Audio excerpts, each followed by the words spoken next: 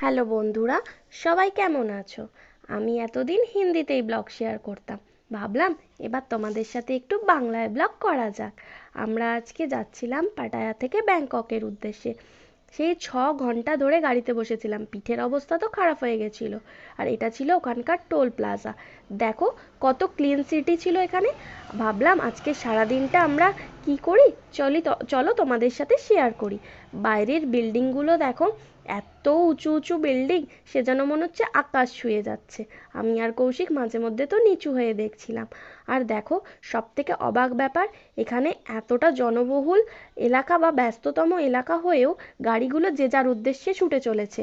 আর নিচের বাড়িগুলো দেখো কতটা কালারফুল, যেন বাড়িগুলোকে কেউ সাজিয়ে রেখে গেছে। এত ভিড় হওয়া সত্ত্বেও, এত গাড়ি থাকা সত্ত্বেও কেউ কিন্তু হর্ন ব্যবহার করছে না। এতটাই ডিসিপ্লিন, কারণ এখানে হর্ন ব্যবহার করলে ফাইন হয়। আর বাইরের আকাশটা দেখো পুরো মেঘ করে গেছে। আমি আর কৌশিক গল্প করতে করতে কখন যে আমি ঘুমিয়ে গেছি বুঝতেই পারিনি। ঘুম থেকে উঠে দেখি বাইরে বৃষ্টি শুরু হয়ে গেছে। কাঁচের মধ্যে বৃষ্টির এফেক্টগুলো দেখো কি সুন্দর লাগছে না? আর আমরা যখন এই হাইওয়েটা থেকে টার্ন নিচ্ছিলাম, তখন নিচের দিকে তাকিয়ে দেখি কত গাড়ি, আর কত ধরনের গাড়ি দেখো যে যার উদ্দেশ্যে ছুটে চলেছে। আর এটা হচ্ছে ব্যাংককের মেট্রো, তাই তোমাদের সাথে শেয়ার করলাম। আর পিছনের বিল্ডিংগুলোকে দেখো, এত সুন্দর লাগছিল যেন মনে হচ্ছে সোনায় মোড়া। আর এটা হচ্ছে সেই নদীটা যেখানে আমরা যাচ্ছিলাম আজকে ক্রুজ পার্টির জন্য। এই শহরটি ছিল থাইল্যান্ডের চাওফ্রা নদীর বদ্বীপে। আর এটা ছিল সেন্ট্রাল ওয়ার্ল্ড শপিং প্লাজা, যেটার মধ্যে ঢুকে তো আমরা পুরো অবাক হয়ে গেছি। এত বড় শপিং মল কোনোদিনই দেখিনি। ঢুকে দেখছি যে এতটাই বড়, আমরা যদি বাই চান্স হারিয়ে যাই কোনটা দিয়ে ঢুকবো আর কোনটা দিয়ে বেরোবো কিছুই যেন খুঁজে পাবো না। বোন যাচ্ছিল সামনে দিয়ে দিয়ে। আর এখানে ডেকোরেশন দেখো, আমি তো অবাক হয়ে দেখছিলাম। এত সুন্দর সুন্দর ডেকোরেশন। আমি কৌশিককে বললাম, এবার তুমি একটু ভিডিও বানাও, আমি একটু ঘুরে ঘুরে দেখি। তাই আমি সামনে যাচ্ছিলাম একটু ঘুরে ঘুরে দেখার জন্য। চারিদিকটা এতটাই সুন্দর লাগছিল কি বলবো। আর এখানে কিন্তু অনেক ধরনের প্ল্যান্টসও ছিল, মানে সব রকম জিনিস দিয়েই ছিল এখানটা সাজানো। আর মানে এত সুন্দর, দিয়ে কৌশিক বললে এবার তুমি একটু ভিডিও বানাও, আমি একটু দেখি। আমরা ওপরে যখন এলাম, চারিদিকটা এতটা সুন্দর। আর নিচের দিকের ক্রেশটা দেখো বন্ধুরা, এতটা ভিড়। এখানে ব্যাচ লাগাতে হচ্ছিল। দিয়ে সবাই মিলে এই যে আমরা যাচ্ছি ক্রুজের উদ্দেশ্যে।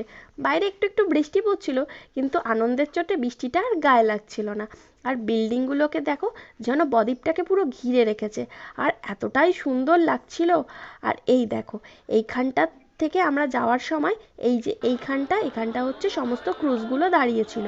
আর সব থেকে ভালো লাগছিল, বিভিন্ন জায়গা থেকে মানুষজন এসে, নানা ভাষাভাষী মানুষ, তাই আরও ভালো লাগছিল। আর এত ভিড় দেখে আমরা ভাবছিলাম কি করে যাব।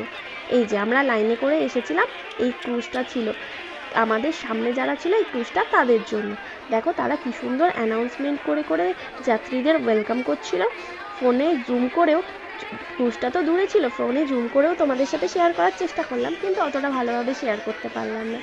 যাই হোক, এটা ছিল আগের যাত্রীদের জন্য, ওরা ওয়েলকাম করলো, এবার ওরা যাবে। পরের ক্রুজটা ছিল আমাদের জন্য। এই যে আমরা ক্রুজে উঠে পড়েছি। আমরা ছিলাম নিচের ডেকে, আমাদের পার্টিটা নিচের ডেকেই ছিল। দেখো মনে হচ্ছে যেন আমরা জলের ওপরেই ভেসে যাচ্ছি। আর এখানে বোনও বসেছিল আমার উল্টো দিকে, ও হচ্ছে ভিডিও বানাচ্ছিল। আর এতটাই সুন্দর কালারফুল লাগছিল যে সবাই ভিডিও বানাচ্ছিল। আর ওই দিকে ছিল আমাদের খাওয়া দাওয়ার। ছোটো মাসি তো যেন খাবারের দিকেই তাকিয়েছিল, সবাই ভিডিও বানাচ্ছে আর ও ওদিকেই তাকিয়ে আছে। যাই হোক, আমরা যাচ্ছিলাম জলের মধ্যে ভেসে ভেসে। আর দেখো সামনে এই যে, এটা তো দেখে আমার পুরোই হাওড়া ব্রিজ মনে হচ্ছিল। তোমাদের কি মনে হচ্ছিল অবশ্যই কমেন্ট করে জানিও। আর দেখো ওর কালারটা দেখো কি সুন্দর। আর সামনে দিয়ে দেখো যে ক্রুজটা যাচ্ছিল তার কালার কম্বিনেশনটা পুরো ব্লু।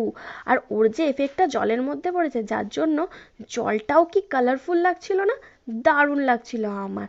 আর দেখো কাঁচের মধ্যে ভিতরে যা যা হচ্ছিল তার একটা এফেক্ট পড়ছিল। জলটা খুবই সুন্দর লাগছিল, তাই আমি দেখছিলাম। এবার এটা দেখতে দেখতে হঠাৎ করে দেখি সামনে সবাই মিলে নাচ শুরু করেছে। আসলে এখানে না বেশিরভাগই ছিল ইন্ডিয়ান, ওর জন্য আরও বেশি ভালো লাগছিল। কৌশিক আর আমি গেছিলাম, এই কাকুটাও নাচ করছিল। দেখো এখানে যত এজেড পার্সন ছিল সবাই ভিডিও বানাচ্ছিল, সবাই এতটাই মজা করছিল কি বলবো। এবার সবাই যারা যারা বসেছিল পার্টি করছিল তারাও চলে আসছে যে নাচ করার জন্য, এর জন্য সবাই এইখানটায় ভিড় জমিয়েছে। এবার দেখিয়ে দেবো আমাদের রাত্রে ডিনারে কী কী ছিল। দেখো, এত লাইটিংয়ের জন্য আমি আর তোমাদের সাথে শেয়ার করিনি। এখানে অনেক রকমের খাবার ছিল আর পুরোটাই ছিল বুফে, যার যতটা ইচ্ছা সে নিতে পারে। কিন্তু দেখো, নাচে সবাই এত ব্যস্ত ছিল, খাবারের এই জায়গাটা পুরোই খালি ছিল। আর এখানে চিকেন থেকে এগ থেকে নানা রকম জিনিস ছিল। আর এই বোলটা দেখো, এটা তো আমার জাস্ট খুব পছন্দ হয়েছিল।